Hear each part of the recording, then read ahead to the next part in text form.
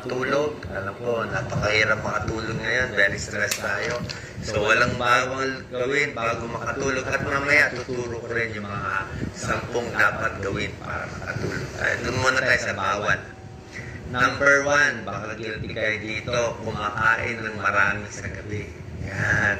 Pag marami kakainin mo sa gabi, bawal yan. Kasi sasakitan tiyan mo, pwede kang pangungutin, hindi ka matutunawan, gabi na dapat ka sa gabi, mas konti kakainin. Pag sa gabi, kumakain ka ng mga spicy foods, lalo na sa gabi, yan, mapapansin mo, maasim man yan. Yung pacho, mag-GERD ka. Yung mga acidic foods, masyado maasim sa gabi, ingat din. Kasi syempre hihiga na tayo, pwede mag-GERD tayo dyan. So, iwas acidic, spicy, at napakaraming pagkain, mga fast food sa gabi. Ang problema kasi pag